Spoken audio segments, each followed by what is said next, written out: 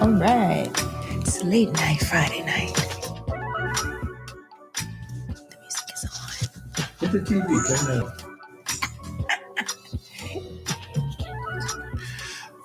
Family, welcome to Community Cuts live from Brooklyn, New York. We have been on hiatus, but we're back with Donnatella and Rickie James, the hosts of Community Cuts. We have a good show today. We're going to talk about different topics and also the snowstorm that's getting ready to hit NYC. Brooklyn is in the house, and we thank you for your support. Oh my goodness. Welcome, Donnatella. Happy to see you back. And Rickie James. That intro, whew, I tell you. So we are live. I'm excited, wondering what I look like on this new setup we have with a huge spotlight.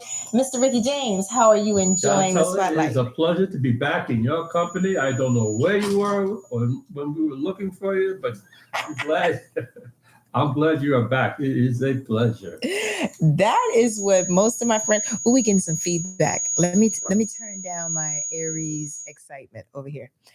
That's what everybody was saying. Where's Donnatella? She was gone. I went home for Christmas.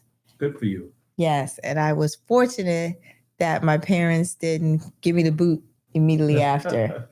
All those times you're talking about how your parents would give you the boot if you did not finish college and you did not have a job and you didn't have a place to live, that passed by the wayside. This way you got accepted. No, my mama bought me a brand new suit and gave me some nice shiny heels and said, get cracking back to New York and get a job. Oh boy. Well, that go true to form. She was true to form. Yeah. She's my role model. You know, it's good to be able to go to what I would call a safe place, right? Yeah. For some people, it's home with their parents. Sometimes it's a church. Yep. It's friends. Wherever you feel safe, you should go there so you can rebuild. Yes. How was your Christmas? My Christmas was fine. I went to a Christmas church celebration. Nice. New Year's, I went to a New Year's church celebration. I did too. So I enjoyed myself over the holidays. I can make a connection with some old friends from church. They came for the Christmas celebration, and we did plan to come to the New Year's celebration, but they didn't show up. So I found other things to do with that day. Then maybe they were too tuckered out. There's a short time period between Christmas and New Year's, I find. Did you find any work for yourself? Any certification? Well, so over the Christmas holiday, it was all about digesting all the things that I accomplished for 2025.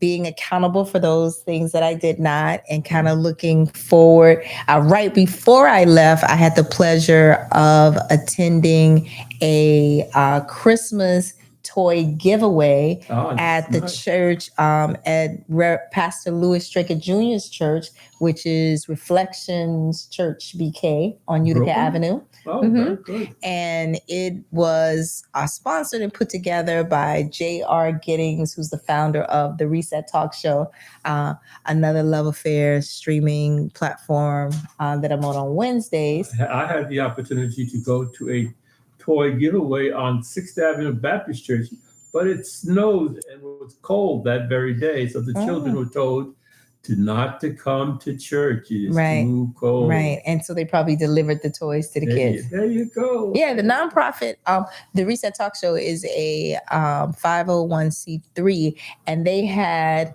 over 500 toys donated and put together, sponsored by Dr. Shelly Ann Giddings. There was a I wish I could think of it. There is a beverage company on Utica Avenue that has been in this community for over 40 years that donated all the beverages. Popeyes donated food for the older kids. I wish I was there. McDonald's, we had food. And when they went to pick up the 50, this is so funny. When they went to pick up, J.R. Giddings went to pick up the 50 Happy Meals for kids. There were some beautiful teenage girls in the McDonald's, and they said, "Where are you going with all those Happy Meals?" And he explained, it is a toy giveaway.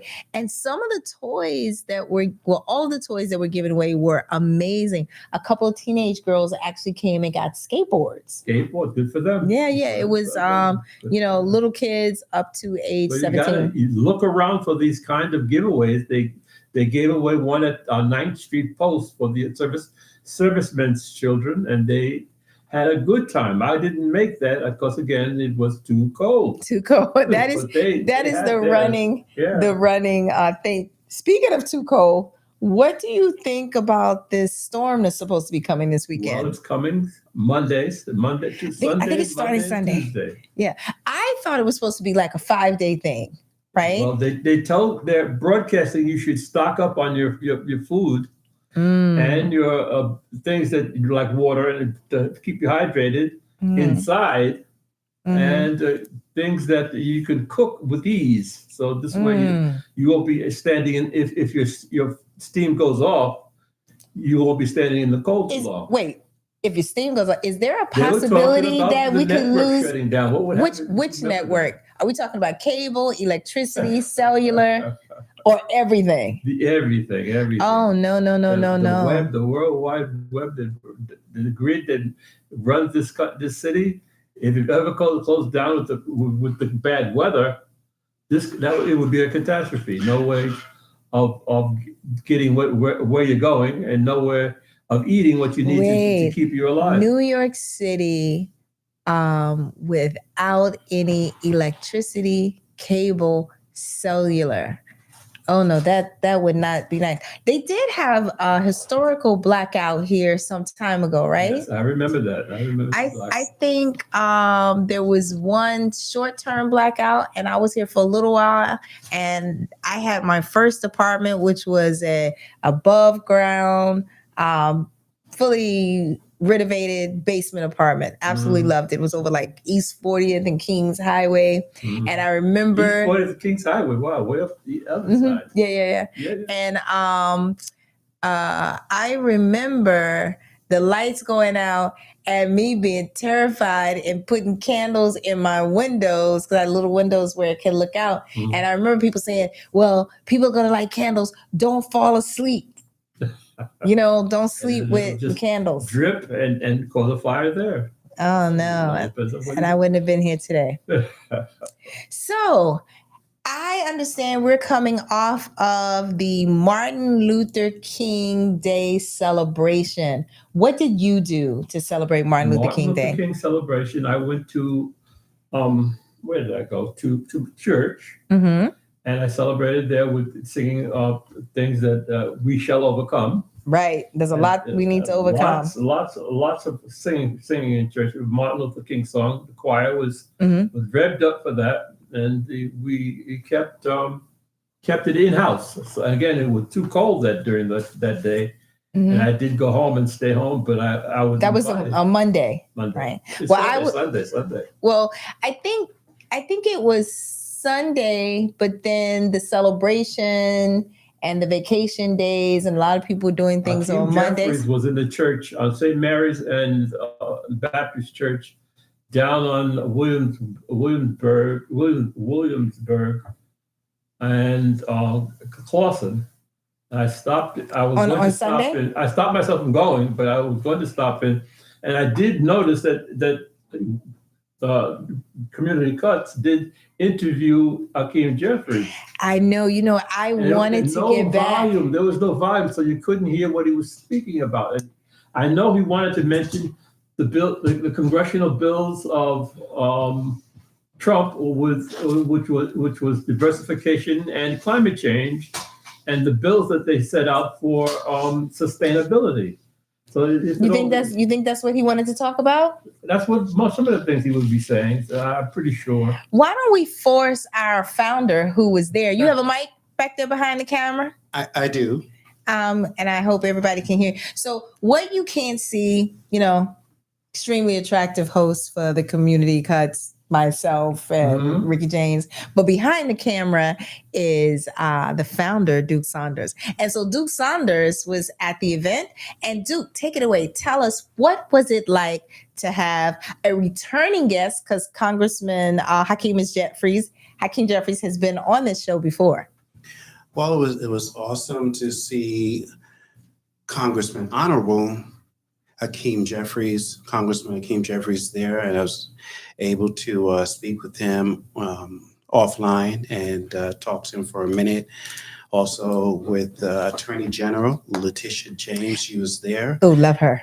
And we love her. We love them all. And we was also, Crystal Hudson, who's been on the show. She was there. So that's two people. Yeah, there's a host of. But what was Hakeem Jeffries talking about during the interview? Since unfortunately there was a little problem with the sound. You guys can still, if you go on the YouTube, the live stream is there. Turn the volume. You can hear a little bit, but. What was he talking about? We're gonna fix that. We're gonna fix that. That's okay. Yeah. So the host Paul Robeson was asking him what Martin Luther King celebration of Martin Luther King meant to him. Oh, okay. So that's going to be a good answer. Yes. So we're going to have to circle back and get that. Exactly. I thought maybe he was talking about a little topic that we were discussing on the Reset Talk Show. Is America ready for another Black president? No, that wasn't mentioned. That would be nice. We talked about it. Yeah. We had a feature on Congressman Hakeem Jeffries. We would love to get him on our show because we are his fans, All right. Well, we're going to see if we can make that happen. Lovely. Anything else from that day before we bring the people up here? I don't know why he doesn't like to get on camera, you guys. That's okay. But we had That's okay. We had an interesting time, and there was a lot of people. The house was packed out. Oh, that's good. That's good. So it was good. I wanted to come back, and I did not all at the same time because I was in Florida. Did you give a mic to anybody else besides Hakeem Jeffries? No, that's the only one that had the mic. Everybody else was doing their own thing. And that's the only person who needed to have the mic. So we'll get a redo. That's the great thing about life. As long as you wake up in the morning, you get an opportunity to redo or do things that you have not done yet. That's what I'm telling myself as I'm starting all over again. Okay, so let's jump to another topic. Who has a topic of what we're supposed to be talking about? It's late, you guys. I haven't eaten, so my brain is a little... Anything you want to talk about? The crime that happened to these people with ICE. They shot this woman. She didn't want to stop. That's not what happened. Renee Good? Yeah.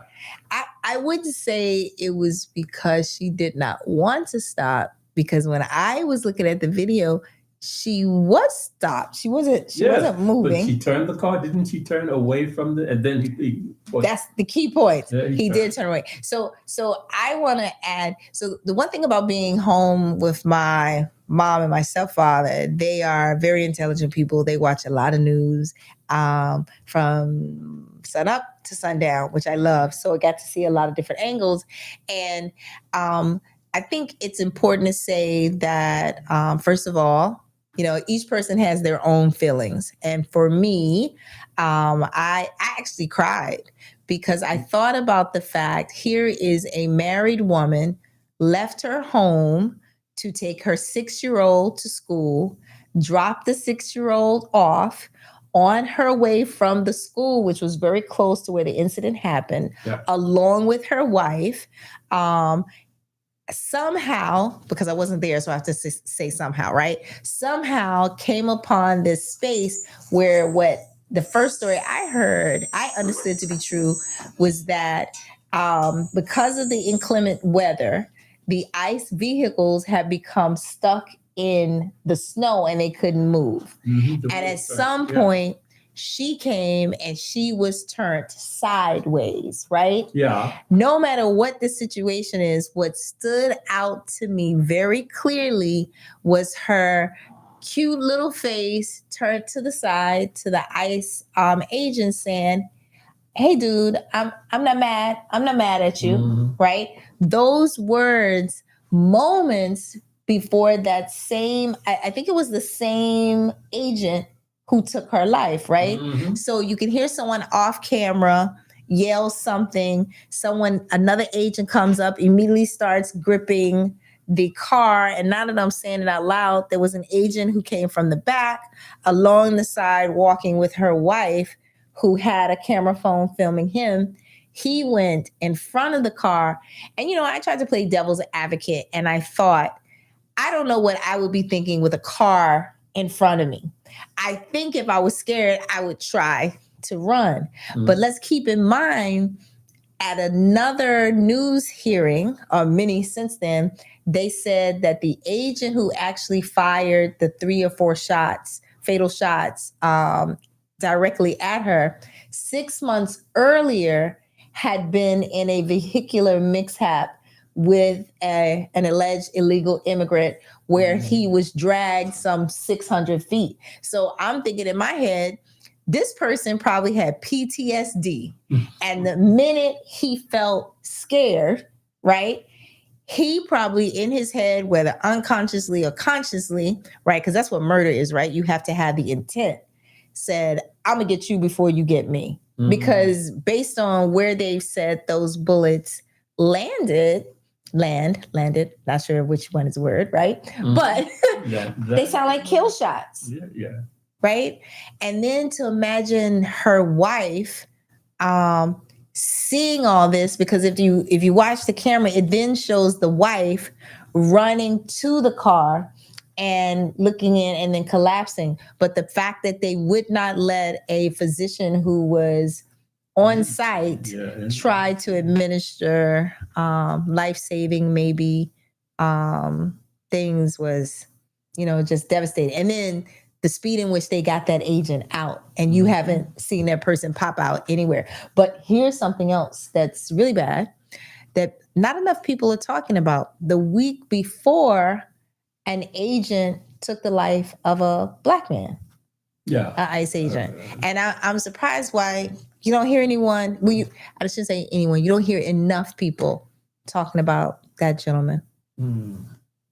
But yeah, and then I came home and I saw what appeared to be a Jamaican young guy. I'm afraid to go down to the Port Authority because of this issue. Port Authority. On the train. Port Authority. I haven't seen any ICE agents in person. On the train, subway. I walked by and they looked me over and I looked them over and we passed through. Yeah, well. But it's they're big. A lot of them are big individuals. People, Some of them are, but I heard someone say it appears that they sent the smarter ICE agents to New York because they don't seem to be behaving the way some of the agents are in Melissa. That way. The smarter, intelligent, they choose you on your ability and your experience. That's all it does. Your experience and your ability. Well, I guess, yeah. Well, some people appear to be bullying others, right? Or doing just really, really crazy things. I saw where, I think it's Southside, Jamaica, Queens, they were arresting a young man who was 2 or 3 blocks from his house, and he was yelling to guys to go tell his wife.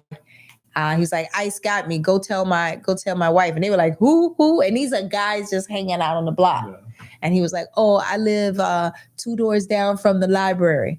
And that's sad, right? Because that's exactly. They said that. I mean, it could happen to anybody. Yeah. I mean, with the way they're behaving, it's such a sad thing. I find it to be intimidating, frightening. When will it be over, in your estimation? When will this be over? When will there be a clearance of understanding between the ICE agents and the population within each city? When will it be over? when this current administration pulls back the reins and stops attaching a dollar sign to Black and brown people, it kind of reminds me to, what's wrong? Are we not live? He's having a fit back there behind the camera, y'all. All I know is I look good on the camera. We've got a huge TV. I mean, I didn't do my hair, but hey, the people's hair looks good whether it's curled or not. This whole situation to me kind of reminds me of when I saw Roots as a child. Mhm. The ICE agents it's like they're looking for the slaves who escaped the plantation and they're dragging them by force. And, it's very scary to me. What's wrong? Does it sound that good? It's live. He's saying, shh, I can't. Somebody must be calling on the phone that we're using during our stream. We getting feedback. The ICE issue did stop at one point. Your glasses fell on that. Oh, they're reading glasses. I'll get them. It did stop. It came out in force, and then they disappeared, and now they're back again. You mean this under this administration? Yes. Oh no, they've been outside for a long time. They just haven't been outside in New York City as aggressively, which I am thankful, but they seem to be catching up. So I want to talk about something else that I saw. We're going to skip topics so that I don't cry. I just saw this. He went out the door. His phone was ringing. He ain't got time for us, which is okay. I saw just a moment ago a story about the SBA and Small Business Administration. Yeah, but something that they did. You know what I found in my property at home? I found my memorandum of understanding and my contract with the business administration, the small business administration organizations that started the original SBA. Yeah, from a long time ago. Yeah, the women's minority. Oh, women. Oh, the MWBE. Yeah, Minority Women Business Enterprise. Yeah, I found it. Yo, that's wonderful. So I just want to read something that, first of all, the source that I'm looking at, I view as a trusted source, but it says SBA hires the fraud hunter, Plantir, to scan every SBA file for misconduct. And so let's just think about what that means. Plantir is this huge company that's attached to quite a bit of government contracts and using AI and just a lot of things. If you don't know who Plantir is, you need to Google it.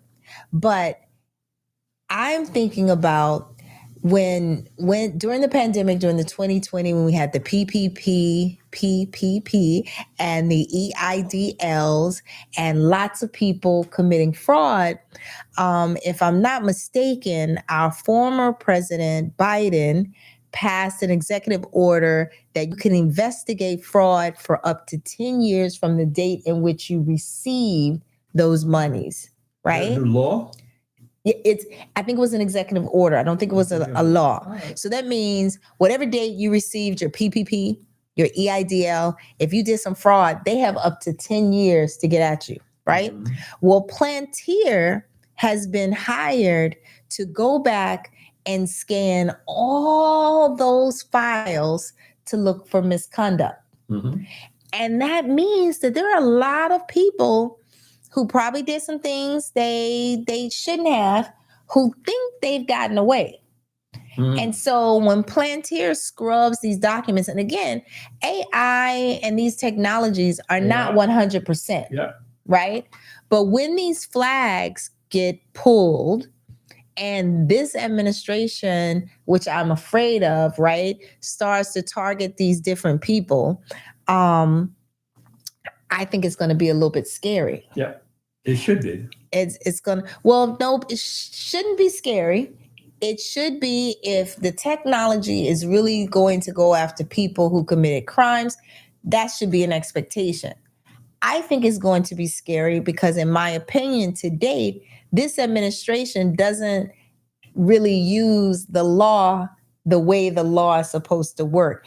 Everything is like it's on estrogen. It's on 10,000. Because we've always had ICE, right? We've had ICE for a long time.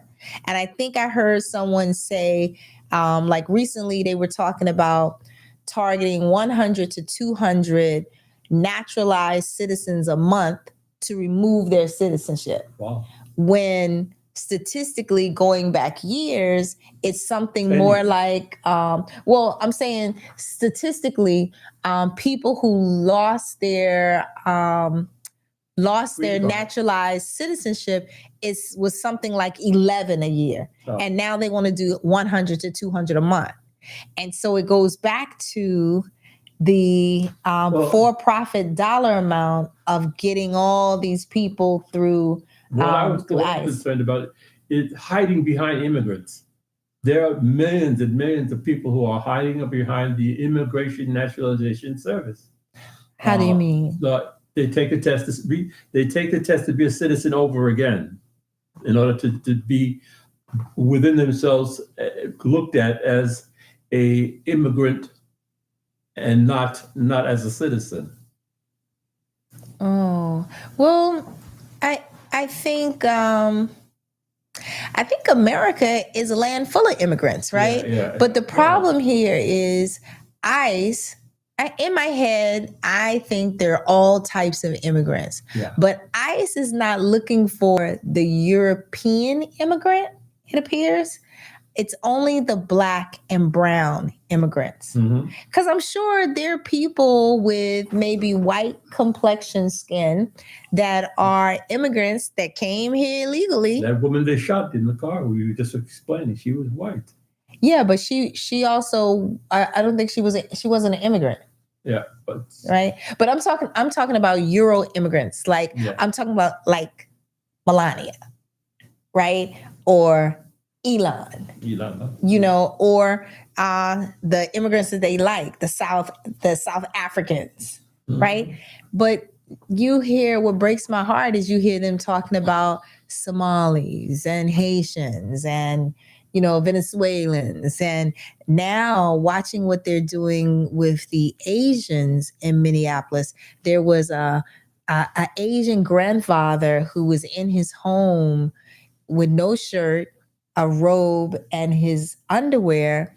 Can't remember what kind of shoes he had on, but they pulled him out of his house. And I think they said they kept him for several hours and eventually released him. And those are I think it's, if I might say the word wrong, the Hmong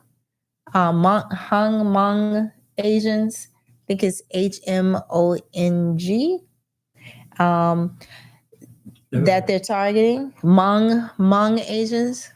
I can't. Asians? Yeah, Asians. Yeah. Another demographic. I think a lot of people early on, when they were only seemed to be going after Hispanic people were not paying as much attention. And, you know, I kept saying, hey, if nobody says anything, they're going to move from them to someone else. And I think TPS, temporary protected status, we're scheduled to find out next month if it's going to be extended under this administration. They've tried to stop it. That's 530,000 people, some of our neighbors, Haitians, Venezuelans. I think there's 9 other countries. They'll seek them out, so. And it's not even seeking, because these people who were going through the regular immigration process, part of getting their citizenship was that they had to provide all their information, their name, where they live, who they're staying with, where they're working, where they're going, where they go to the doctor, who's their lawyer. Don't miss an immigration date. And so that's what ICE is just chilling out, waiting at the places of appointments or going to their house. Yep. And I heard them say, you know, I don't think they care that much for Black African Americans either. Yeah. Right? So, I'm not sure what it's going to take. I do know one thing. The fire's lit, so I think this we have to fight this battle and get to do away with the ICE.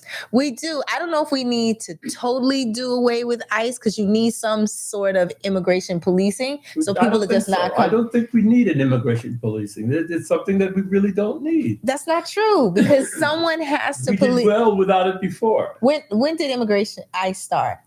ICE has been around for a long time, haven't they? When Trump began into office, that's when it started. No. But we've had ICE for that division for a long time. Only now they have a larger budget than the FBI, the CIA, and all of those people. Homeland Security. I'm not talking about that. There has to be. We have customs.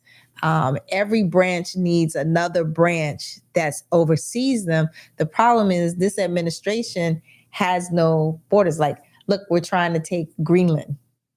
Greenland doesn't want to be taken. And the amount of money that ICE is generating for profit, all of this, my understanding, all of this, when you grab a person for deportation, every step that they take is monetized. Someone's making money off of it. Will they monetize those boats that they destroyed at sea with those bombs and drug from Venezuela? But they did monetize it. That's what they're using to get country. Brought out from the sea and raised up where they sunk it. But they blew them up into smithereens. So you can't do that. But I think they did. There's a monetization attached with it because that is something that our country is using to bully other people. Hey, this can be you. I'm going to blow this boat up. Meanwhile, pardons were given to people who were serving time for dealing big drugs. Yeah. I mean, the way they went into Venezuela and took the president of Venezuela is another issue. Yeah. Altogether. I mean, he wasn't a... He did what presidents failed to do, take over and do the dominating. We're getting a lot of feedback. Ooh. He wasn't a good person, but President of the United States should be powerful enough to do that. He should? That's what they say. He used to say anyway, back in the 30s and the 40s. I think he did that because he's tired of people talking about Obama and Osama. Yeah. He wants to everything. I mean, everything is one up someone else, putting his name on the Kennedy Center, a coin. He wears a button with himself on it. I bought a coin, the 250th anniversary of America. Is he on it? No. I think he wants to be. I think that's a valuable piece of property to own. Yeah. What this country is really meant to be. So. Yeah, but here's what I want to say before we get going. You asked a question earlier. This is just like the 1960s all over again. Hey, we are sharing your comment. I can't speak about what was happening in the 1960s. Not sure if I was here then. That would be telling my age. President Kennedy, President Nixon. But I agree. I've heard people say the things that are happening now are similar to what happened in Germany when with the Holocaust. The South. The South has always wanted to take over the world, take over the North, and hasn't. But let me just get a point out really quickly. Someone asked, how can we change this? I am tired of people saying voting doesn't count, voting doesn't matter. All of you people who voted for the other side, right, didn't want to vote for a woman, you voted for this. And guess what? If you didn't vote, that was the same thing like voting for our current president. So right now, everyone should be getting geared up and ready to vote in the midterms because we need to get the House back. And our current president's he's a little scared. He's already telling his people, we've got to win the midterms. If we don't win the midterms, they're going to try to impeach me. They're going to try to get me out of office. Hello? Yes.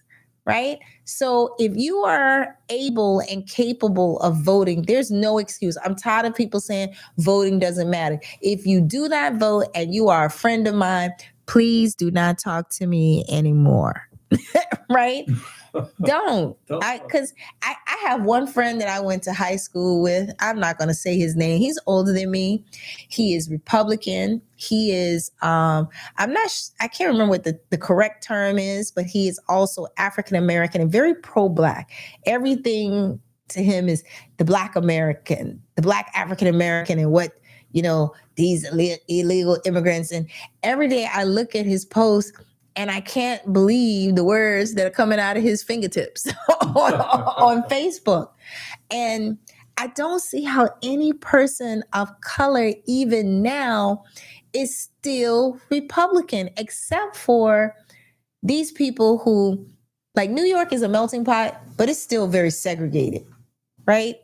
I have this friend, sometimes I want to choke his neck, and I'm like, do you have any Caribbean friends? I know someone else, he lives in Brooklyn, drives an MTA bus. I guess he's Black American. I thought he was Caribbean. But he says some of the weirdest things to me about Caribbean people. And I'm like, bruh, you're in the middle of Brooklyn. Mm-hmm. Who is taking your job? You work for MTA. You have a pension. What are you complaining about? Yeah, he's mad. People are getting on the bus. They're not paying, blah, blah, blah. Well, is ICE making it better? No. I think it's going to get worse before it gets better. Yeah. Always situation. I feel like we're talking a lot. It's 9:35. I am going to do a plug. I have a small business. It's called MyHungryWorld. I am on multiple platforms. One of the things that I want to push for this quarter, if you are a minority-owned business, Black, brown, or other, actually anyone other than white male business, because even if you're a woman, and that's any type of woman, you can, if you have a business that's registered for profit in New York State, you can apply for Minority Women Business Enterprise certification at the city and the state level. Now, that just simply means that there's a woman. She's a 51% owner. She makes all her decisions. No one is making decisions for her. She has control, and you've got all the documentation for it. There are CDFIs. There are organizations that are paid by the city or the state to help you get certification for free. MyHungryWorld does not do it for free, but I can help you do it. If you are a business that is 51% male owned, you can obtain Minority Business Enterprise. Again, why should you do this? Why not? You have a driver's license so you can drive a car, right? Mm-hmm. There's self-pride. I recently became a member of Brooklyn Chamber of Commerce. Now, there's a Chamber of Commerce in each borough. They operate separately. I absolutely love our Brooklyn Borough Chamber of Commerce. The president is Randy Peters, and a VP within Brooklyn Chamber is Camille Hastings. I've walked in, the Hastings, huge family in Brooklyn. I've walked in parades with them. I've attended different functions where they are. I came back to New York, made sure I was here for their first after hours event, which was 2 nights ago. And I can see the name of this Italian restaurant. I want to say it's Scottipiotta, something. Where is it? It's on Union Street. The food was amazing. It starts with SCOTT. And then there is the second word is OST, something like that. Yeah. But I'll put it in the comments on this YouTube. The food was absolutely delicious, and it was packed. There were people everywhere. So when you walked in, there's a little place you can sit outside, but of course it's cold. There are people sitting at tables. There's a bar, and it's, those restaurants where you feel like you've taken your passport and you go on somewhere because they have the open kind of looking into the kitchen. You see them cooking, they're putting it up, and then there's a hallway you walk into their event space. And it was so crowded, I had to take my coat off. And you could barely move around, but it was a great event. It was from 6 to 8. They have another big event. If you have a small business and you think you want to get grants or contracts with the city or the state, you should do yourself a favor and become a member from Brooklyn Chamber of Commerce. They also, let's say you had a business and you had clothing or you had a product. Mm-hmm. Brooklyn Chamber of Commerce also has its own store. You can sell it at the store. Very good. Yeah, it's a Brooklyn made. I do have a link to the application to apply to have your product in the store. There's another gentleman who very, very nice. Everybody calls him O. He works for Brooklyn Chamber of Commerce. Very good looking guy too, about 6 feet or so. He's the one who, invited me to attend a MWBE committee breakfast meeting where I was just super excited. It was like 8:30 to 10. And I have 10 small businesses, including my own, that I'm helping get minority certification. And so, all those businesses. Yeah, well, I'm trying to get you to bring yours out of retirement and you get certification in too, because New York State has $280 billion available for funding, and you can't apply for it if you're not certified. Right. I want to give a plug also for the Community Board 2, which is on J Street, and I forget the number. It's right around the corner from Adams Street down the little walkway they have on J Street, and near NYU. So if you value your community with Crown Heights,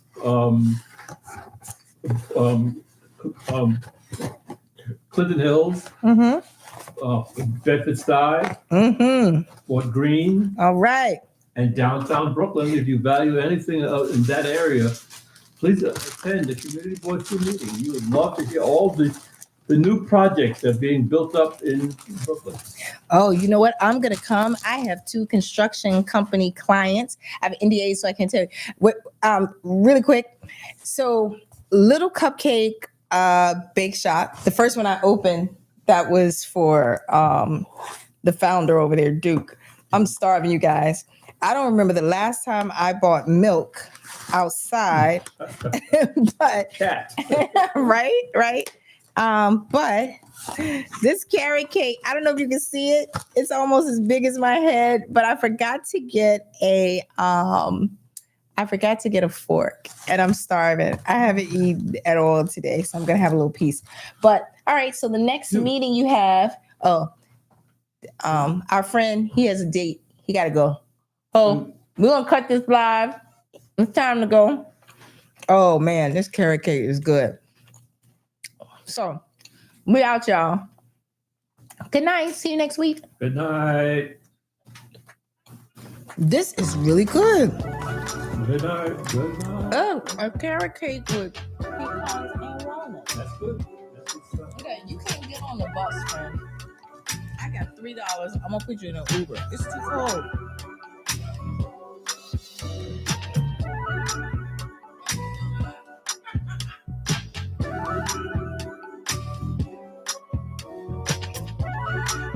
Well, family, come to a conclusion. Community Cuts live with Rickie James and Donnatella. Family, I'm elated to have them back. I'm elated. Rickie? Gotta go, dude. I hear ya.